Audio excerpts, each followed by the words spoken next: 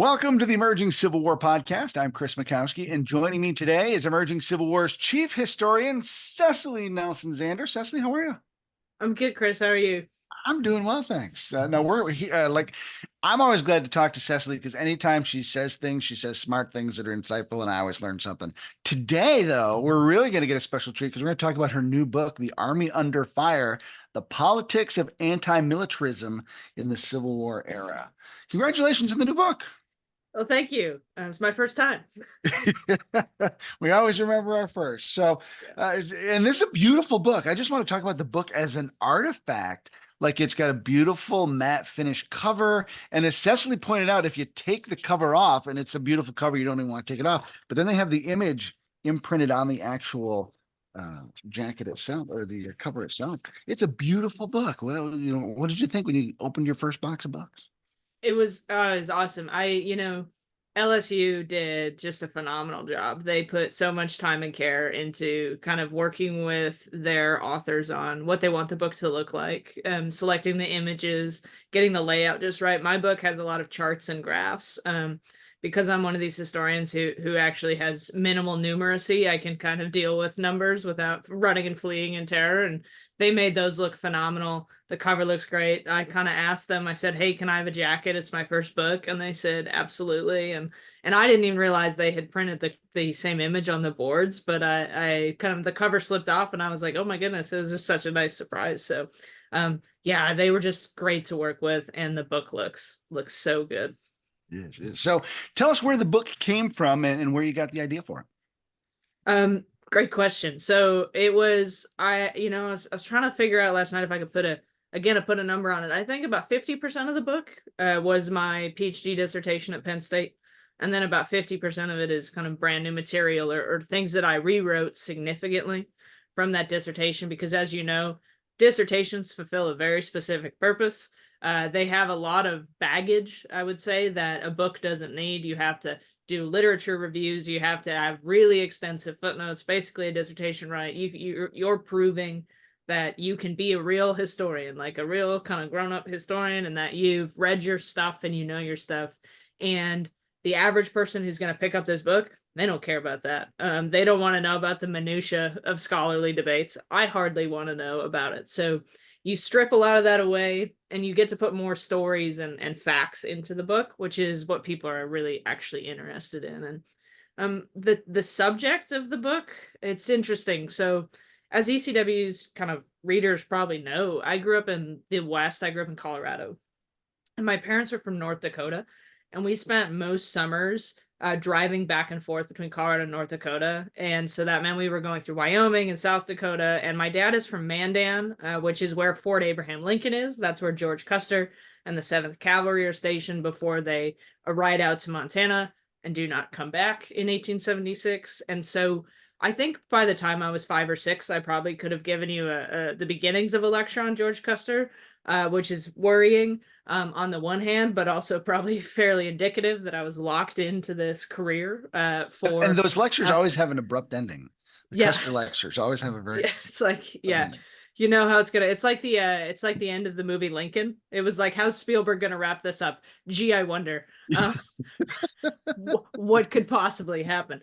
And so the thing about those Western sites, and a lot of them national park sites, a lot of them are military sites, because that was a huge part of the story of the settling of the West, at least on the part of white Americans, is the army is a huge presence. But when you go out there and visit those sites, they tell you time and time again, basically, you wouldn't want it to be a soldier on the American frontier. It was miserable, it was lonely, it was cold, you didn't get any kind of good money. People deserted every year. It was an awful life. And then I went to grad school and I started reading sort of more and more about the Civil War. And all these Civil War historians make this case that the American army emerges from the Civil War more powerful than it had ever been before. And it goes west and it conquers indigenous people and takes their land. And the Civil War is this kind of great turning point in American military history where we get a modern army that's capable of waging total war. And those two things never kind of meshed in my mind. This experience I had as a kid, hearing from public historians and hearing at these sites for about the frontier army, and then hearing from historians and scholars a different story, And the book really comes out of me trying to resolve the question of why are those two narratives, that narrative of Western history and the narrative of Civil War history, so different, and just to see if I could kind of plausibly come up with an answer to the question. So obviously you must have come up with some sort of plausible answer because they gave you your PhD and then someone decided to publish it. So, those are good signs. Do you feel in your head after kind of sitting with it for so long that your answer is complete and plausible, or now there are parts of it like, maybe I should still explore? Oh, that's a good question. I'm I'm not going to write about this topic anymore. So at least I feel at least that I've satisfied myself. And whether or not the readers buy my argument, I think is up to them. I hope they at least give it consideration.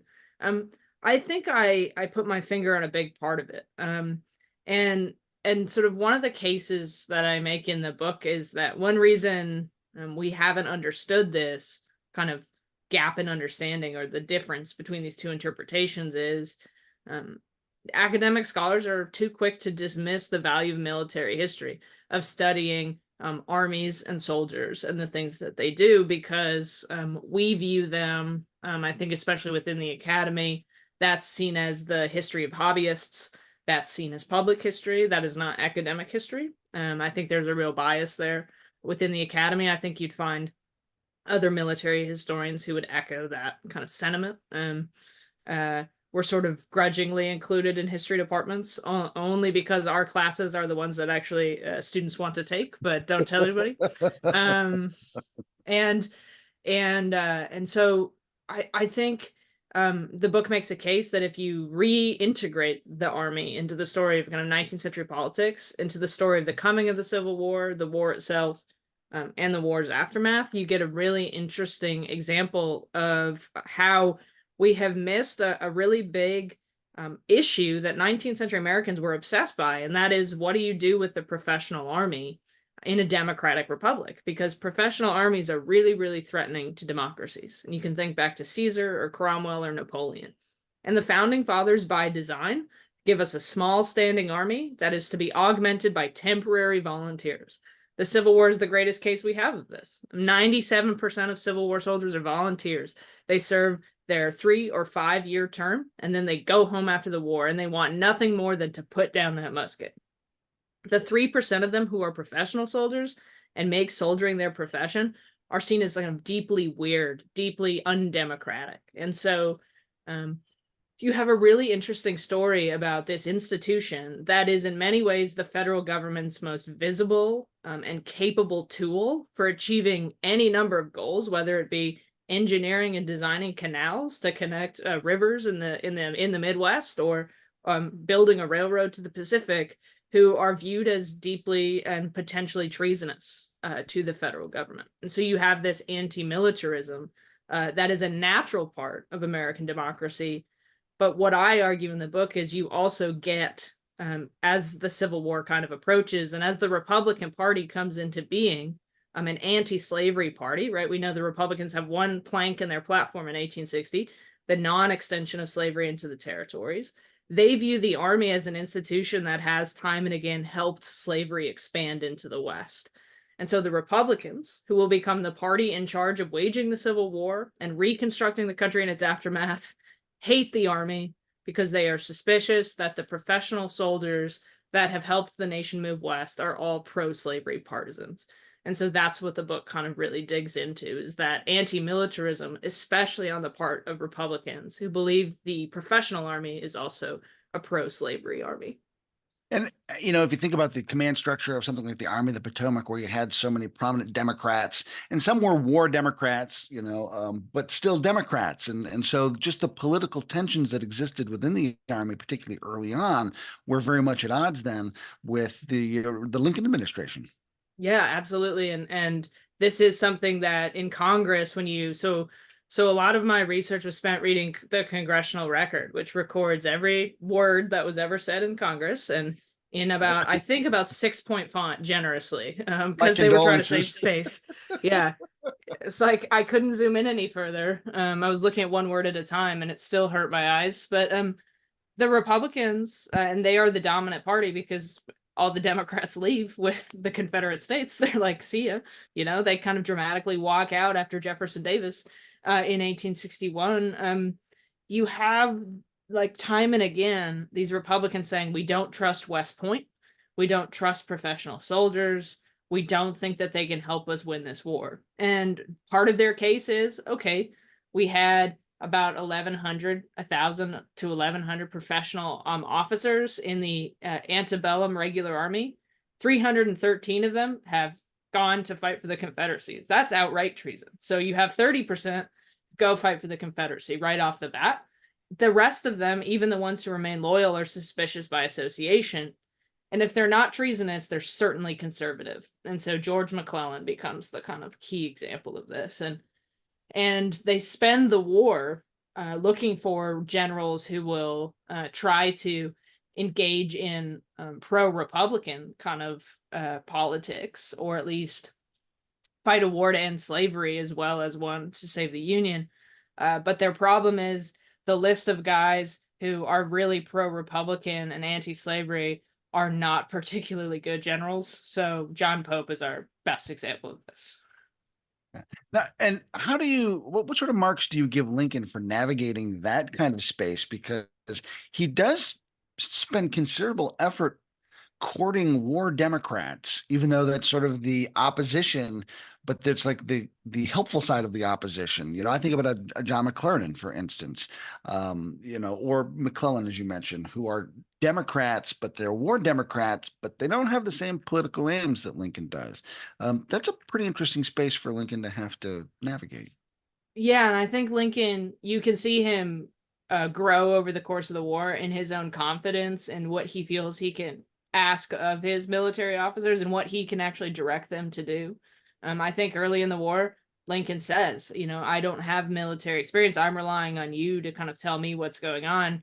But you can tell by Antietam that he's getting real frustrated with McClellan. And he's starting to push increasingly, like, I need you to do something. I need you to do something. We've given you a second shot at command here.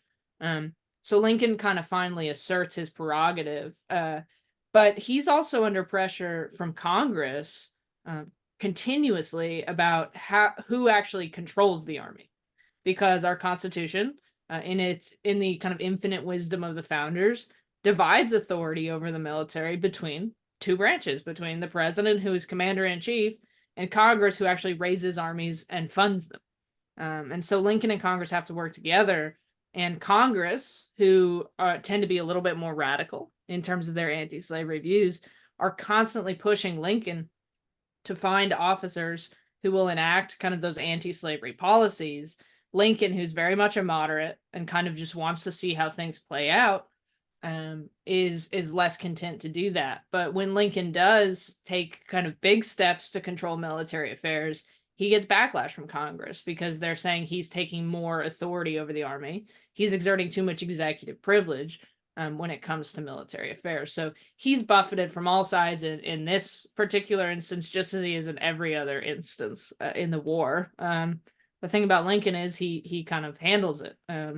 And he finally identifies officers with whom he can work. And I think one of the reasons he and Grant do get along so well is that Grant is not, as a general, explicitly political. Grant is just trying to do his job. And he says, you're going to give me more resources, then I'm going to take them. And Grant and Lincoln form that working partnership in a way that Lincoln and McClellan never did, because kind of politics prevented them from kind of agreeing on what the path forward needed to be. It's interesting that you talk about Congress wanting to push its agenda, and a lot of people look at Lincoln and at Jefferson Davis too, and sort of the way they micromanage events. But Congress is really trying to micromanage events. We just don't hear about it as much. Why is that?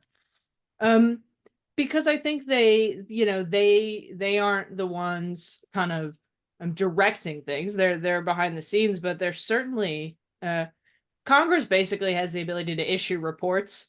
They can like, we wrote up a report on what we think, and everyone's like, well, that's nice, that kind of thing. But Congress, of course, forms the Joint Committee on the Conduct of the War. This is one of the most important sets of documentary evidence we have about military affairs during the conflict that almost nobody looks at, or nobody looks at extensively. There's one really great book on the Joint Committee by a historian named Bruce Tapp, but it deserves a second look in terms of what they're up to, because they are hauling up everybody to question them about what's going on, and no member of the Joint Committee has any military experience. And yet they feel kind of fully confident to write these reports like, this is what we really think that the Army should be doing. And I'm sure everyone was like, that's really nice that you think that, but that's just not feasible, you know? So there's a sort of a deep conversation going on about what Congress thinks the Army should be doing. It's just that they don't have the ability to actually kind of issue the order that says you need to move the Army of the Potomac toward Richmond right now. Whereas the commander in chief and the secretary of war and the general of the army working together in the war office can really kind of make those actual demands. But Congress can advise. Yeah. Well, and there are instances where they hold up promotions and things like that too, to sort of try to make statements Yeah, for and sure. put some pressure on Lincoln and the Army in certain ways too. Yeah. It's funny you mentioned the reports of the Joint Committee, and having read them, there are instances in there, and I think about Meade and Gettysburg is probably the best example, where like they already have an answer and now they're going to go look for testimony to give them the answer that they want, Yeah. and so you look at current events where things go on in congressional investigations and fishing expeditions and whatever, and it happened back in the 1860s. Yeah, absolutely. And the stakes were, I would argue, considerably higher in 1864, than maybe today. But yeah, it's certainly a pattern of behavior that we might flag, profitably for our listeners. So let me back up just a little bit, because we've been talking about anti-militarism, but I want to give you the chance to like define it in the terms that really apply to this book. Because I'm sure a lot of people think about that term and maybe have a lot of different ways they could think about it or define it. Sure. Yeah. I think there's kind of two threads. There's a baseline, as I said, fear of standing armies in any democracy. So just And fear of one the that, military in general, then. Yeah. right, Okay. a professional military, like a fear of men who would make their entire lives work being soldiers. They're sort of seen as aristocratic, pretty conservative. Militaries are hierarchical institutions that it flies in the face of democratic kind of governance. And so professional armies on their own are suspicious. And I don't think you would have found any American, North, South, East, West, Democrat, Whig, Republican, know nothing, who would have told you, I really trust professional soldiers. But that's a kind of just in the back of their minds, they're always thinking about, the examples of history, and then the example of George Washington, who picked up his sword when his country asked and then laid it down at the conclusion of the revolution and didn't try to march on Washington to seize power for himself. So the ideal soldier in the American mind in the 19th century is the volunteer. It's the citizen soldier, and it's really important that citizen comes first in that formulation. The anti-militarism then that I'm talking about is opposition to professional soldiers, and in particular a West Point trained officer class, and then the recruits who join the army and sort of for life, sort of re-up their service and serve in the professional military. So before the war, this is about 16,000 men, 16 regiment professional army. During the war, the regular army doesn't go away, but it also does not get integrated with the volunteer army. So you have 25 regiments of the regular army during the war. They only add 9 regiments to the regular army. Okay. They put 1.2, or, they put another million men in volunteer blue uniforms. So 25,000 to 1.2 million volunteers. And then after the war, when you need professional soldiers to carry out reconstruction and also return to all those tasks that they were doing in the West related to Western expansion, in 1866, the professional army is established at 50,000.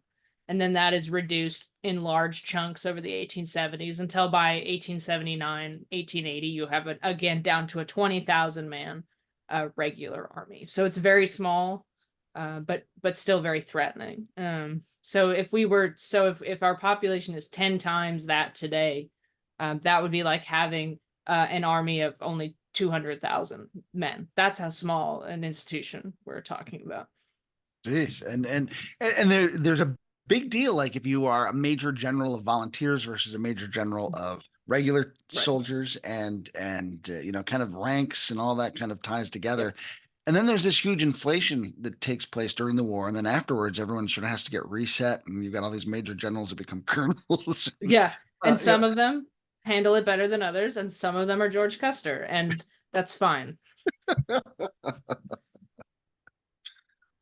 So let's go back. You mentioned Washington and kind of the example he set, and laying down his sword and not marching on Washington. And there are a number of instances in that early republic where the founders and the early republic had reason to really be worried about the standing Mhm. army. I mean, sort of looking at you know, the disgust people had for Hessian mercenaries during the war. It's like, oh, these, you know, professional soldiers, they've hired them out, they're terrible, blah blah blah. And then, so they're just, what are some examples you can think of from those early days where this distrust was sewn deeper into the American fabric?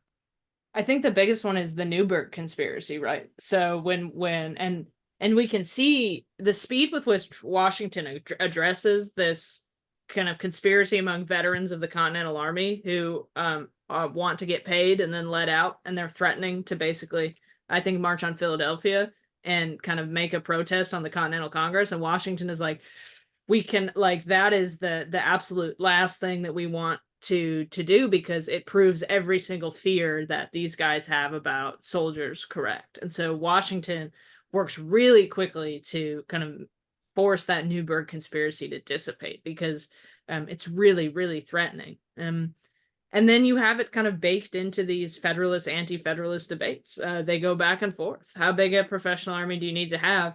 How much can you rely on the militia? And the compromise is, of course, that you're going to rely on a militia based in the states that is going to be called out in times of crisis and help assist the small professional army. You can think of it kind of like an accordion. So you have this really compressed, sort of tight professional army.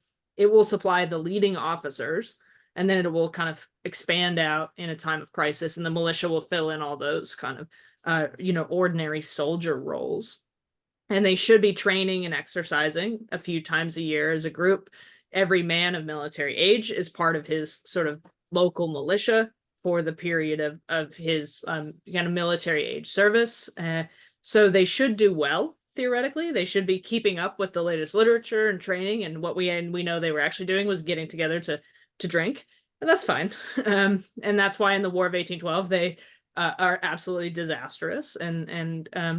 But we also know that they don't get it right the first time when it comes to trying to create a military structure that works in the Articles of Confederation, because when Shays's Rebellion breaks out in Massachusetts, and George Washington says, I'm going to need all these other states to send militia so that we can put down this outbreak. The other states are like, that's nice. We're not sending you any troops. And so under the Constitution, the militia can become federalized. And so Washington can, when the Whiskey Rebellion breaks out in Western Pennsylvania, call out the militia of the several states. What Washington has to decide in that moment is, as commander in chief, does he actually ride out at the front of this army to Western Pennsylvania and put down this rebellion? And all of his advisors are like, you can't do that, even though you have military experience. And we could imagine, I mean, it would be very funny. We could pull on any number of presidents who it would have been very funny to kind of see atop a horse riding out to the battlefield.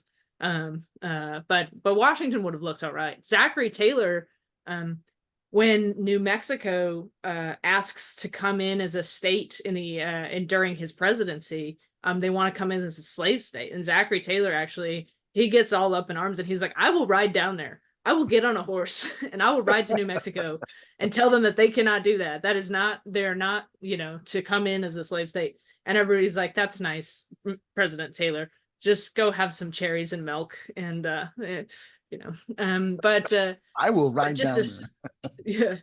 yeah, don't make me, you know, it's like, don't make me come back there. Don't make me turn this car around. It's very much stop. But it's that the militia becomes that kind of compromise. But we know by the time of the War of 1812, when the militia are just abjectly terrible and the professional army is just like pulling out its hair, like you cannot, these guys are not it. We go to that system of federalized volunteers that we sort of see the beginnings of in the U.S.-Mexico War, but the Civil War is really this moment in which, right, each county, each local community, they got 1,000 guys on paper that want to go off to fight to save the Union, and they go to the state capitol and they muster in and they become the 17th Pennsylvania, and then they get federalized for service in the Union Army. I have this real bugbear about people. There's been a conversation recently about whether we should call the Union armies the United States Army. The United States Army continued to exist during the war. It was the 25,000 man regular army. So it's actually confusing to call all of those troops the United States Army because they weren't all professional regular soldiers. They were federalized Union volunteers. And so I have this, like, this is one of my kind of, I don't know, molehills that I'll die on. But yeah, a long rambling answer to that. But the original answer is the Newburgh conspiracy is the best example. And I think, you know, like, you know, Valley Forge is a great illustration of that accordionist, and where Washington realizes having all these militia just isn't it. And it isn't until he sort of professionalizes them during the Valley Forge winter that they actually start to get their act together and serve more effectively. But I think about, like, you know, Alexander Hamilton and Aaron Burr both had these dreams of conquest, particularly in Mexico. Let's take the army and conquer. And I mean, so there's, you know, there are people who really do want to use a standing army in the ways that would make the American public afraid, you know, and so I could see where that would kind of linger on throughout, you know, the War of 1812, the Mexican War, et cetera, et cetera. So and after in the sort of Kansas-Nebraska crisis, you have this really interesting. There's of course the pro-slavery government in the Lecompton Constitution, and there's the free slavery or free state government at Topeka. And President Franklin Pierce has to decide what he's going to do with these two competing constitutions, which both claim to be the legitimate kind of governing force of the territory of Kansas. Franklin Pierce, of course, is a Northerner, but he's a doughface, so a Northern man with Southern principles. He's a pro-slavery president. His Secretary of War is a little dude named Jefferson Davis. You might have heard of him. And Jefferson Davis sends a letter to Colonel Edwin Vose Sumner, who's out in Kansas. He's kind of the guy in charge there, and says, I'm ordering you to go break up the Free State Legislature at the point of a bayonet if you must. And news of this breaks. They do it on the 4th of July. And again, you could have timed it better, but you have this remarkable scene of a United States Army officer, a colonel, sort of a lifelong veteran in Sumner of the U.S. Army, rolling up to the meeting, a free meeting of American citizens who are just exercising their constitutional rights to gather, to speak freely, to talk about government, and pointing a cannon at them and saying, if you do not disperse, I am under orders by the President of the United States and the Secretary of War to force you to disperse. And Sumner is just following orders, and he insists on this until the day he dies. But Davis and Pierce turn around and say he exceeded his authority, you know, because they don't want what is the obvious point to get out, which is that these pro-slavery people in the federal government are using the army to threaten anyone who believes in free labor, who believes in the non-extension of slavery.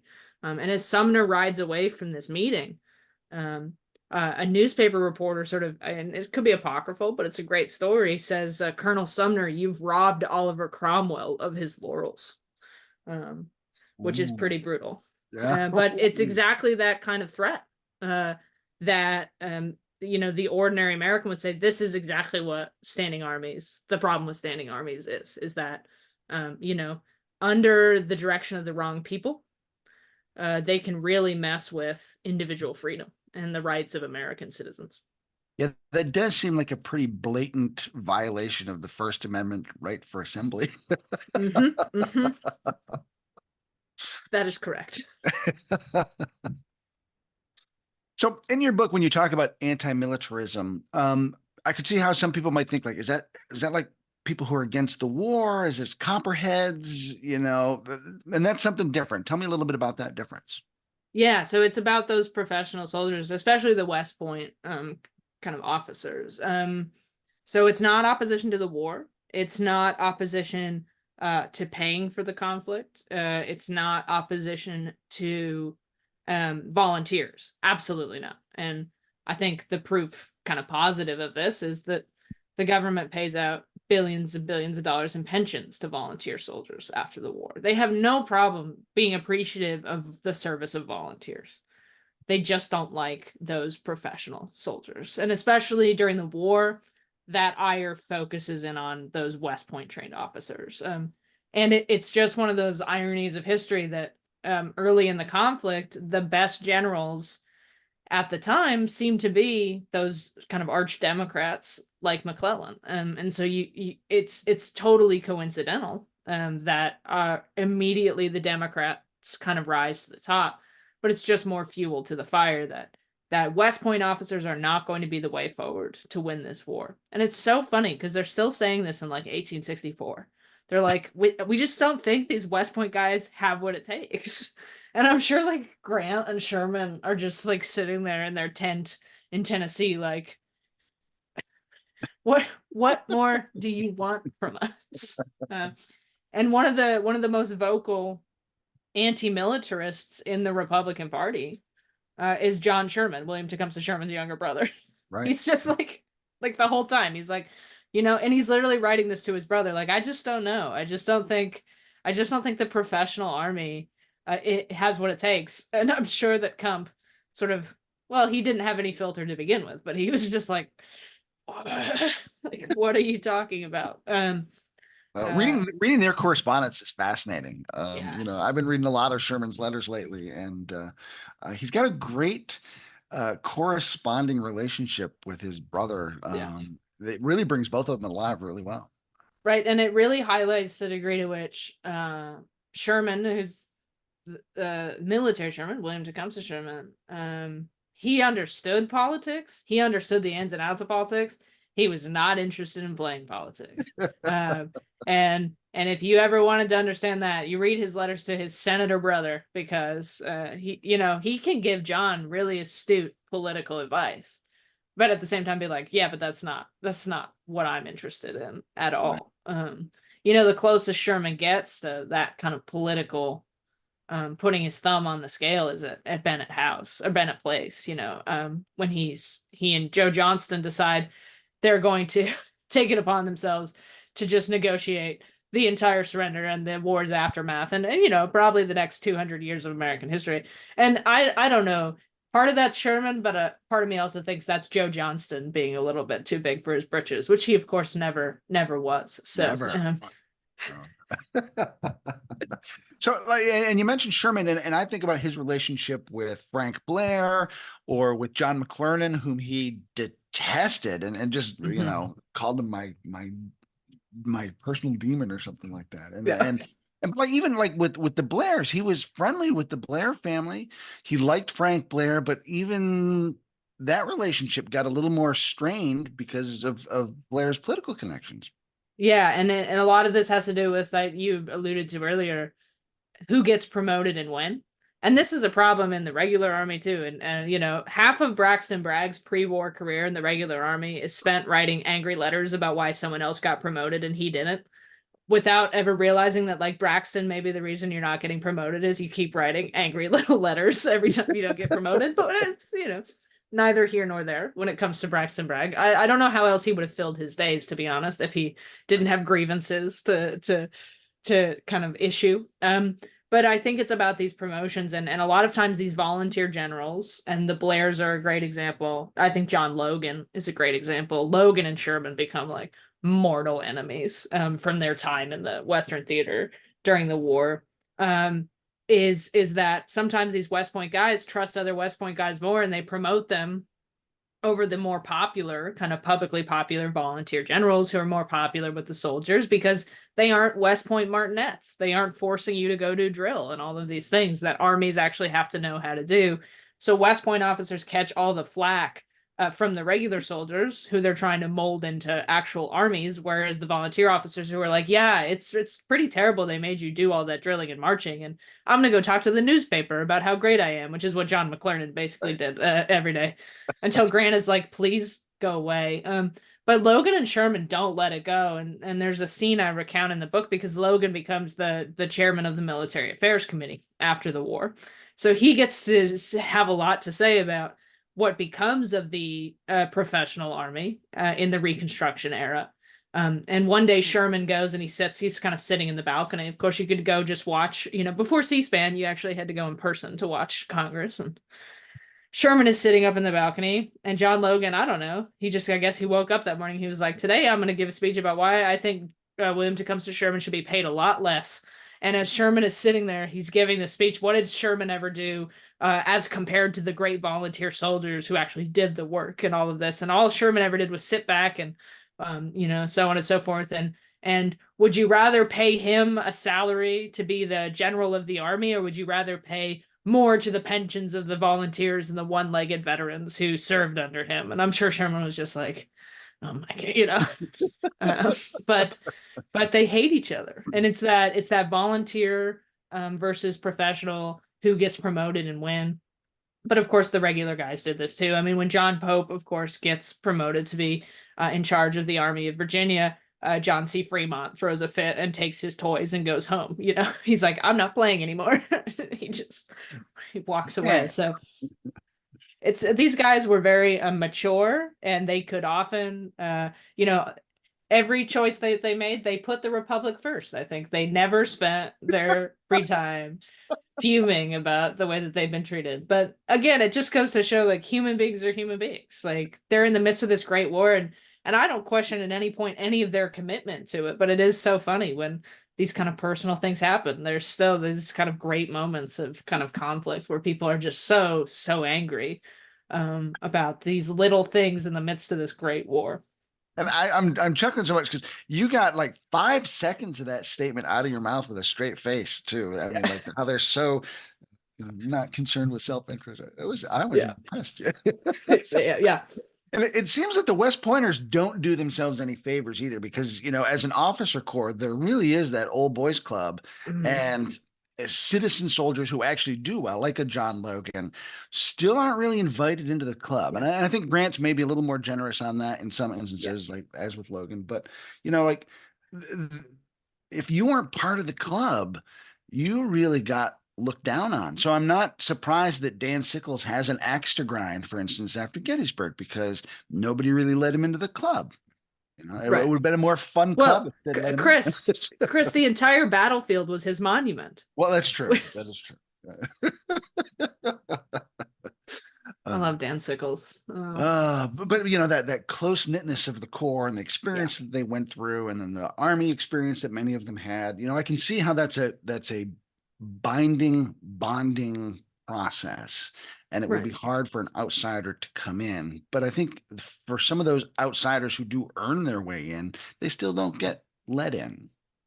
Right. Yeah. And they're sort of resentful about that. And a lot of them sort of take that military prominence, and they kind of transition into politics. So you have the Nathaniel Bankses and you have the John Logans, who become these really prominent Republican politicians or politicians after the war.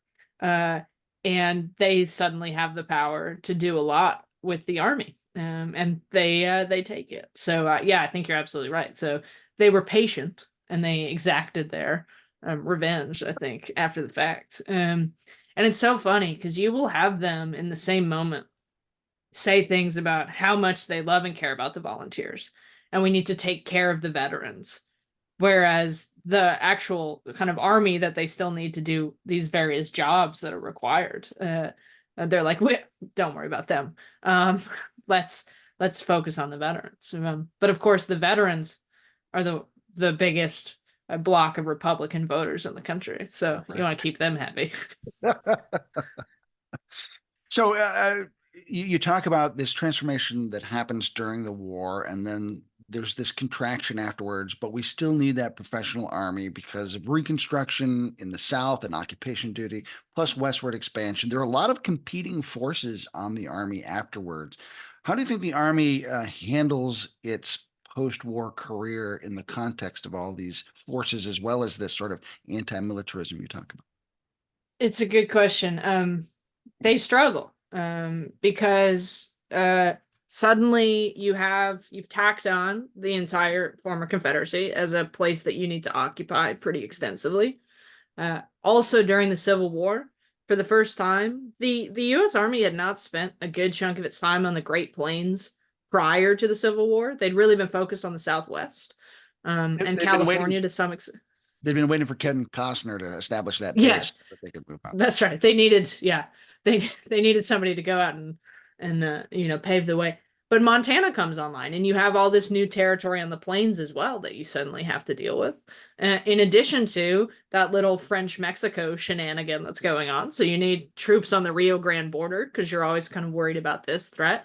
Plus, you need to man all your coastal fortifications on the East Coast and the West Coast. And so, even though there's more men on paper in the army than there was before the war, they have a lot more to do, and they're spread much more thinly. So if you actually do the ratios of soldier per square mile of territory, there's fewer soldiers per square mile after the war than there were before the war. You also have a real divide, even amongst that professional officer corps, over who is willing to do Reconstruction service and who is not. Professional officers, by and large, viewed themselves as apolitical because their job was kind of they were going to have to do their job whether a Democrat or a Republican or a Whig was president. And so Grant says that, before the Civil War, he'd only voted once in his life, and that was after he had gotten out of the army. He doesn't vote when he's in uniform because he doesn't think that is his place. And some professional soldiers take that quite seriously. But I think the Civil War has a transformative effect on the army in one key way, the professional army, and that is that some officers do learn from the war that being a little bit more political is often kind of more useful, whether in terms of your career advancement or in forging relationships with your men. And so Phil Sheridan is someone who comes out of the war kind of more than happy to be more actively political, to take on Reconstruction service, and he gets his ears kind of boxed around because he kind of, according to Andrew Johnson, oversteps his authority in Texas and Louisiana, and he's quite unceremoniously removed, and this is quite upsetting to him. Whereas Sherman, basically, the war ends and they're dividing up the South into these Reconstruction districts. They need to put their most prominent generals in place to make sure that Reconstruction can be carried out. And Sherman is like, I will go to the West and nowhere else. This is what I am willing to do.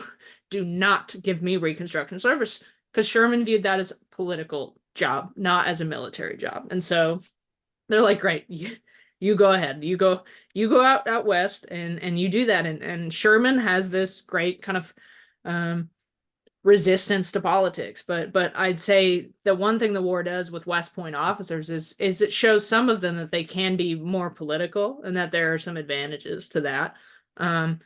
Also, these guys before the war were nobodies. You might have had a few that came out of Mexico with a little bit of a reputation, and they might have kind of been vaguely names people knew. They are household names after the Civil War, for good and for ill. People had pictures of Sherman and Sheridan in their houses after the war, and that's unthinkable for the antebellum army.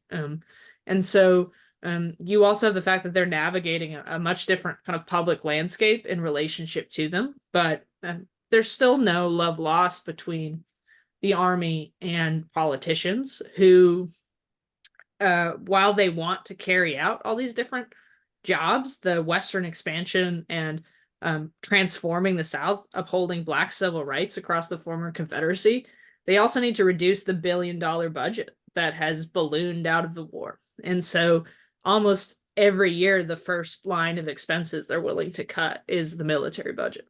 So they're shooting themselves in the foot in some ways, uh, which politicians never do. Right. Of course. Yeah. Yeah, you mentioned the pictures of Sherman and Sheridan in people's homes, and then that makes me kind of think of like the tradition that we have of electing military leaders to the presidency, which seems maybe in contrast to this idea of anti-militarism, Hmm. and yet America loves a war hero. Yep.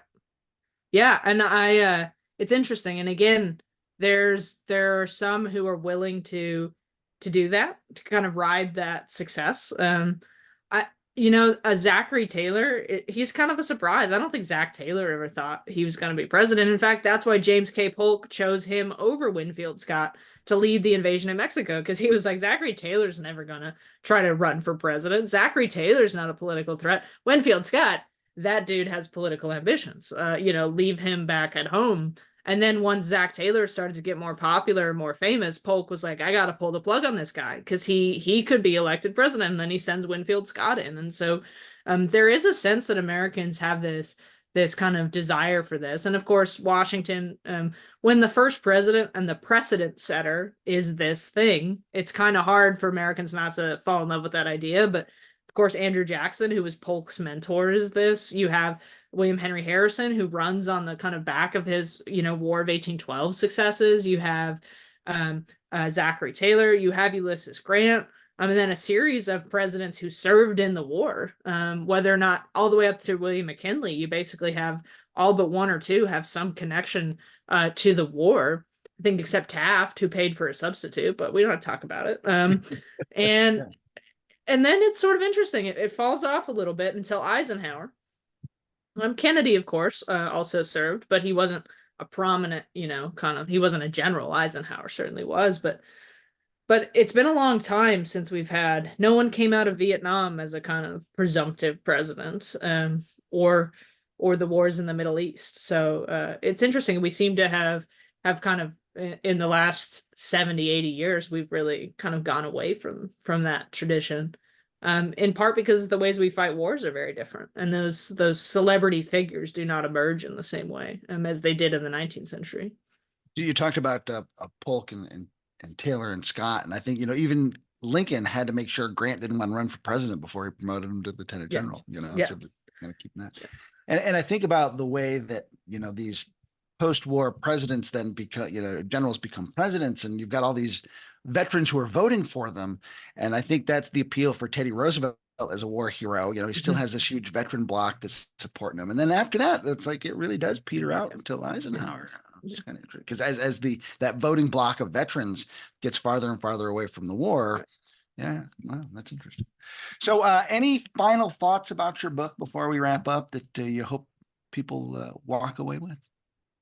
Well, I'm quite hopeful that it kind of really brings out this theme of kind of the dual military tradition in the United States of our professional army and our volunteer soldiers, and the ways in which those clash and interact and create crises that emerge, especially in the midst of this great war. And so I think one of the things that people will do a double take at the title, because no one thinks that there was like anti-militarism in the Civil War, because both nations who are at war essentially function as single party states. There is an effective kind of democratic copperhead opposition, but they don't have the votes to do anything. So they can just, complain to the newspapers. But when you have a single party in charge, it's really interesting to think about what are the political conflicts that are going on. And there is a real political conflict about what to do with the army. And the other things I would say, it's fairly short. I think it's 175 pages of text. It has lots of pictures and good. I'll be able to understand it. That's good. Yes.